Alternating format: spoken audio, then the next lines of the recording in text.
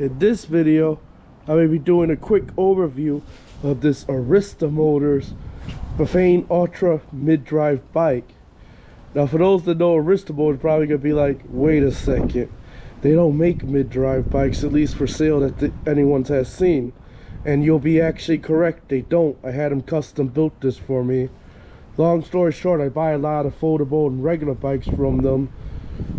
This time around I wanted a mid-drive bike, and I saw that they were selling, you know, this series bike without, you know, the hub instead.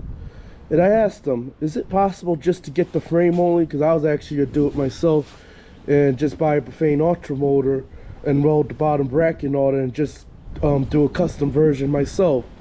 And the lady actually was nice enough and said, you know something, for this much more, we'll just do it for you.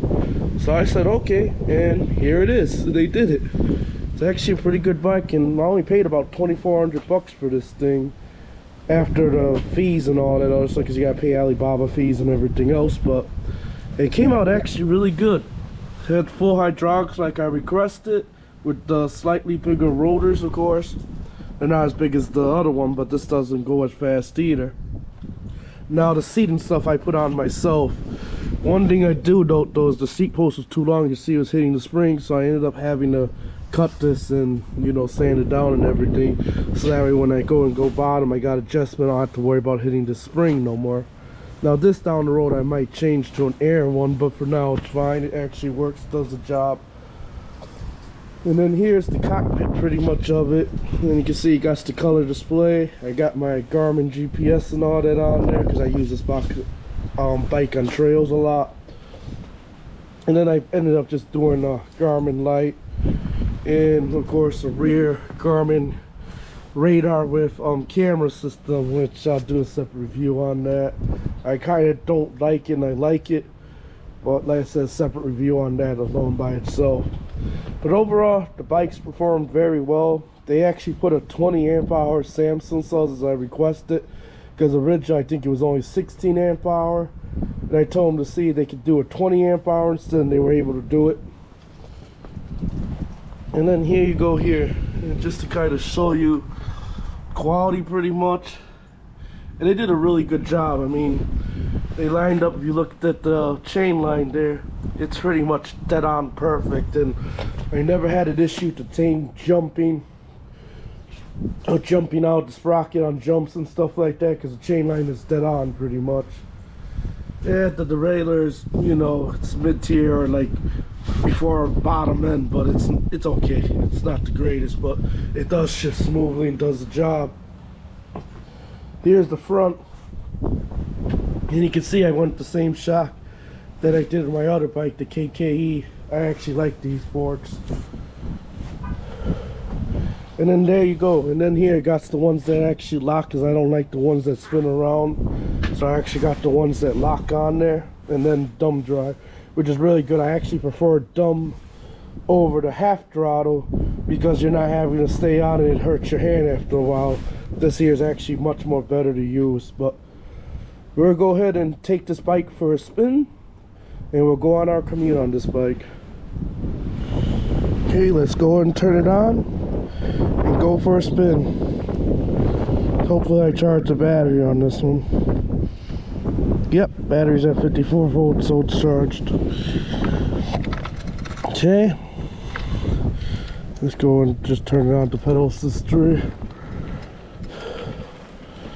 That's the nice thing about this one, is you could actually pedal this one. And if you want to. Oh great, that's one thing about these Bafangs. Probably gotta clean that. So I'm kind of in a way glad it did it, but every once in a while it does that. It's because they got some magnet there. It only does it when it's like dirty, pretty much. There you go, and you can see I'm riding lights and all.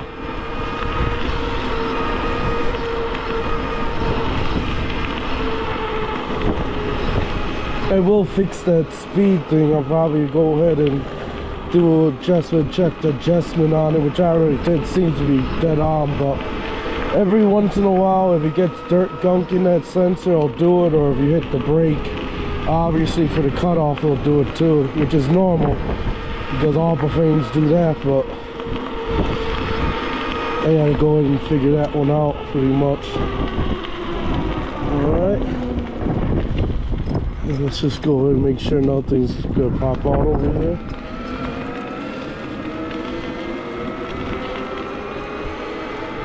And I love riding this bike. This one's actually one of my favorite bikes. It rides nice and smooth. It's not as loud as the 4-inch tire, because it's only a 3-inch fat. I never really have problems with this bike pretty much. We're going on the trail, just like we do all the other bikes pretty much. Make sure, because someone was driving to him.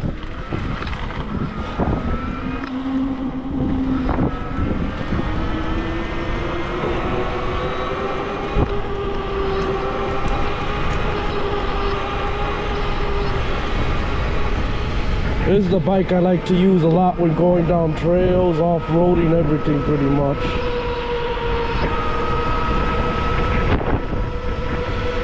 Here you go.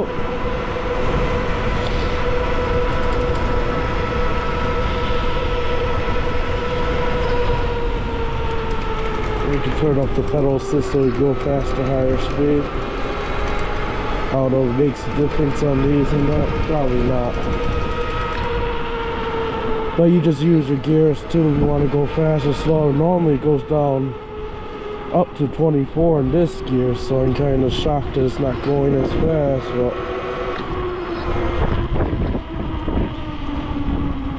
we'll go and switch gears in a minute. Okay. I'm just trying to see the display here real quick. Let's just try it now.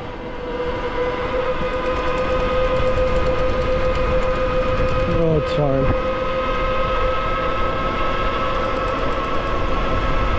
This bike got a little bit more power than you, but it's kind of slow today. I don't get that.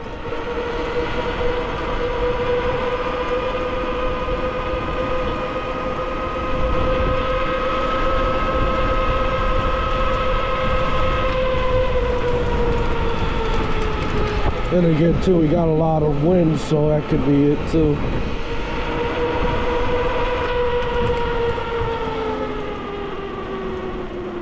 Let's just see something here. Yeah, see, that's where it drops the speeds when you hit the brakes. I don't know why it does that. It does that only when you hit the brakes, when you do the cutoff. Probably a setting in the controller, so I'll have to figure out.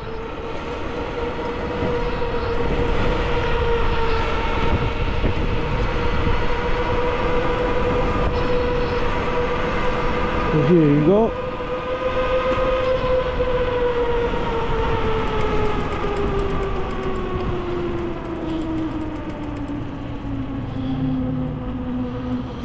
Then we'll take the sidewalk today. There's another thing that this bike that, you know, I noticed. See, it did it again. Huh. I'll have to fix that.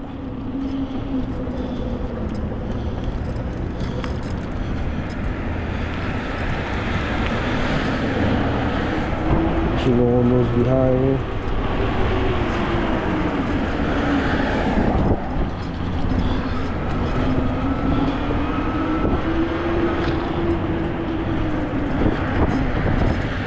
Alright. But there you go. We gotta figure out that speed problem. One of the things I always had problems with this bike is the odometer cuts out and stuff like that, and then also you get the speed arrow. Now the speed arrow is normally due to the sensor getting dirty, where it doesn't pick up too and stuff like that. But one of the annoying problems I gotta figure out is why it cuts out every time you hit the brake cutoff. See, it works fine there, but if I hit the brake cutoff, then it'll do that, and I don't get that. or go down to zero, of course, most of the time. So that's the problem I do have to fix with this. Now, it's not as bad. It doesn't really affect it. Like, I could still go with everything else. But once in a while, I'll throw up that Aero 21 because of it.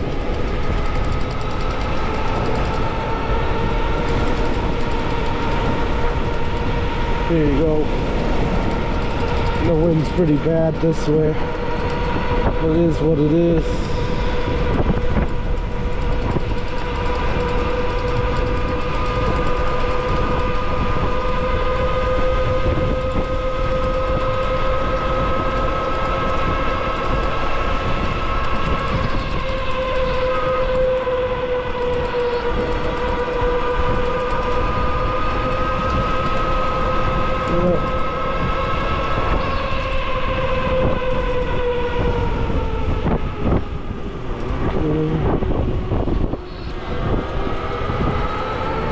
I'm just checking something.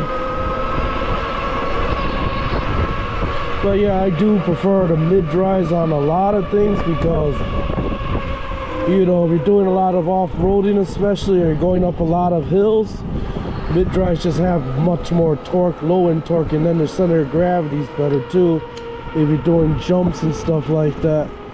That's why I typically tend to like them more. The only thing about it doesn't got is like good top end speed, but obviously you can't compete against a 5,000 watt hub motor. But you know, for a 1,000 watt or a 1,500 watt hub motor, it got pretty much almost the same speed. Like I can usually, when fully charged on a battery, go 28-30 miles an hour on this thing. That's with the stock controller and 48 volt battery set up. Now if you want to, nice thing about it is you can get actually aftermarket controllers and stuff like that, and you know, change the battery pack out to a higher voltage, and this motor can pretty much put out a lot more than 1,500 watts. I'll just put it that way. And we're gonna go ahead and come up a hill soon, and I'll show you how it climbs. I'm not even gonna put it in the easy gear like I typically do. Here you go. Yeah, it was the wind. That's what was keeping the top speed, because now that it is, it's going faster.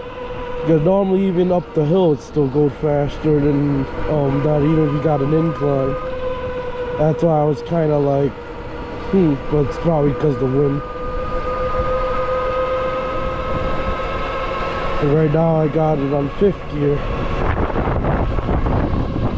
That's the nice thing too about the mid-drives, is you can actually use your gearing to help you when you're going up steeper hills and stuff like that, unlike a hub drive, where whatever the gear ratio they got set in it, if it's a direct drive, it's really going to struggle.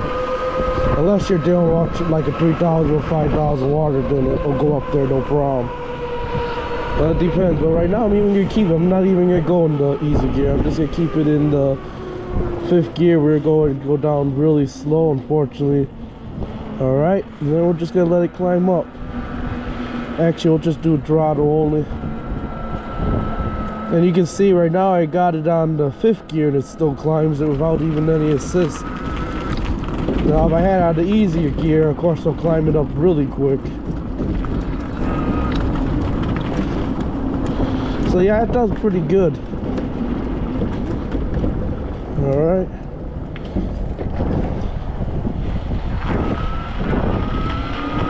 There's someone else out there too, because you can see the zigzag. There you go.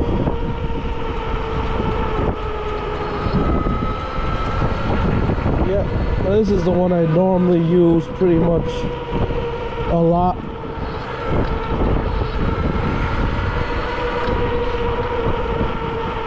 I may go ahead and decide to up the controller on this thing to a phase runner down the road and stuff like that, but I'm not sure. I kind of like the bike. I like this bike the way it is, you know what I mean?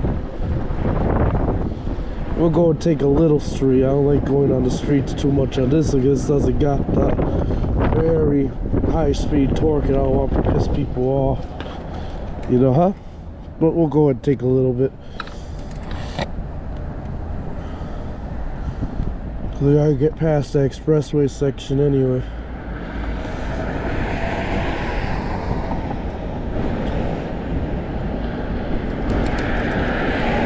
this wind is bad today.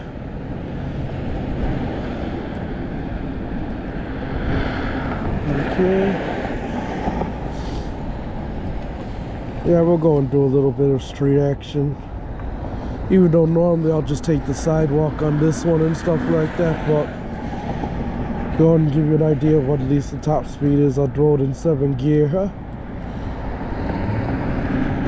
which is going to be the fastest speed. When you're dealing with mid-drives, it's all depending on your gearing and stuff like that. It's going to determine your speed and of course how much torque. The larger gears can give you, of course. Okay. There you go.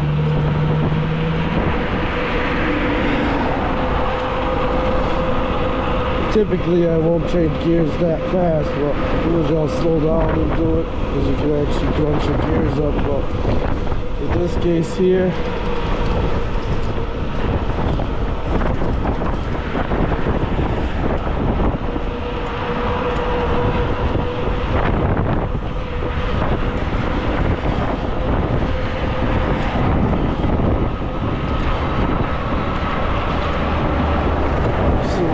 this is going up a steep hill.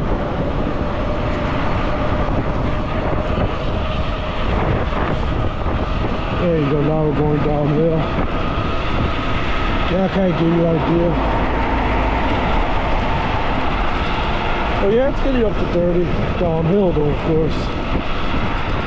Anybody can do about 30 downhill.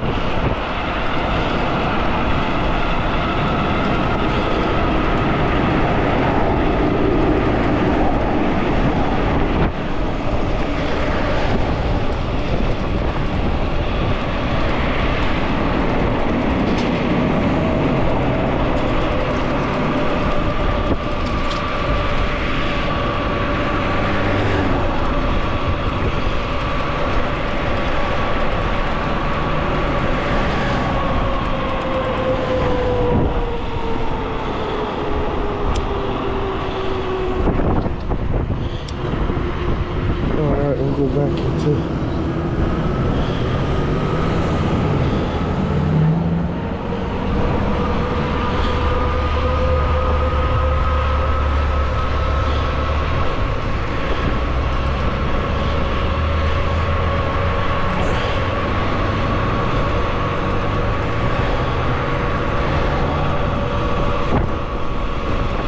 yeah, see that wind's pushing his bike everywhere. Yeah, it's the wind.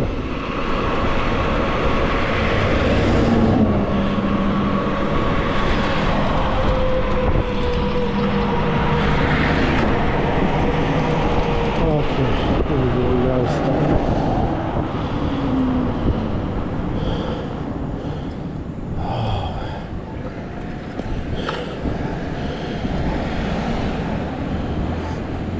I'll go ahead and change gears too.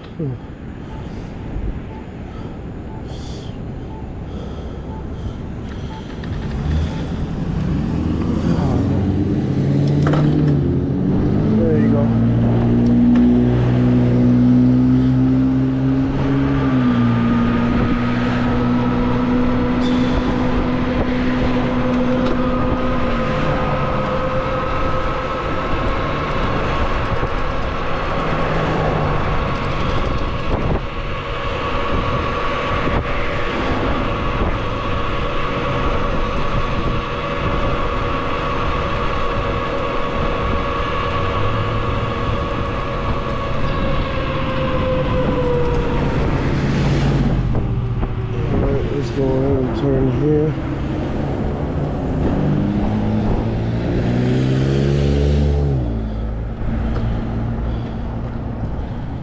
Alright.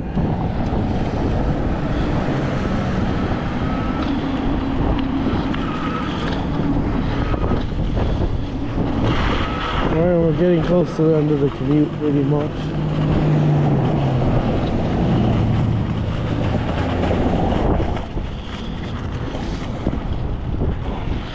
Ooh, there it goes again. It's throwing that speed issue. Yeah, this is make sure. One corner you gotta be careful because a lot of people like to just pop out over here because they look at their phones or don't see. Here you go, we're coming towards the end of the commute, and hopefully you enjoyed the video pretty much. I will have to fix the speed issue with this bag. Hello. Alright, hopefully you guys enjoyed the video. Now if you're getting that Aero 21 speed sensor error, the magnet and sensor you want to check is right here. There's the magnet. You want to make sure it's free of dirt, gunk, and you also want to check the magnet too. And then you also want to go ahead and push it there and check the spacing. That's actually my issue. Spacing's a little bit too far, so I got to push it down there. And that will usually resolve the speed issue that you're having.